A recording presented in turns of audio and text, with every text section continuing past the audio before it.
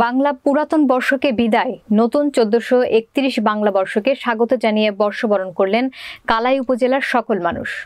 নতুন বছরের উৎসবে আনন্দ মেতে উঠেছে উপজেলার সকল শ্রেণী পেশার লোকজন এবং শিক্ষা প্রতিষ্ঠানের শিক্ষার্থী ও শিক্ষকরা, কর্মকর্তা কর্মচারীগণ এবং তারা বর্ষবরণে খুবই ব্যস্ততম দিন পার করছেন।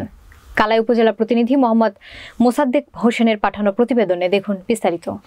কাউকে কাউকে বলতে শোনা গেছে বৈশাখের কবিতা। ইলিশ মাছের ৩০ কাটা, বোয়াল মাছের দাড়ি, বৈশাখ মাসের ১ তারিখে আইসো আমার বাড়ি। ছেলে হলে নাস্তা দেব, মেয়ে হলে শাড়ি, করব বরণ বন্ধু তোমায়, আইসো আমার বাড়ি। জয়পুরহাটের কালাই উপজেলা প্রশাসনের আয়োজনে ১৪ এপ্রিল বৈশাখ উদযাপন উপলক্ষে উপজেলা চত্বর থেকে শোভাযাত্রা বের হয়ে প্রধান প্রধান সড়ক প্রদক্ষিণ শেষে সরকারি মহিলা কলেজে মেলা প্রাঙ্গণে গিয়ে শেষ হয়। উপজেলা নির্বাহী অফিসার আবুল হায়াতের সভাপতিত্বে উপজেলা বৈশাখ উদযাপন উপলক্ষে আলোচনা সভা অনুষ্ঠিত হয়। সভায় বক্তারা বলেন, উপজেলার চেয়ারম্যান মোহাম্মদ মিনফুজুর রহমান মিলন, ভাইস চেয়ারম্যান হেলাল উদ্দিন মোল্লা সহ আরও অনেকে। সবশেষে প্রশাসনের আয়োজনে পান্তা ভাতের আয়োজন করা হয়।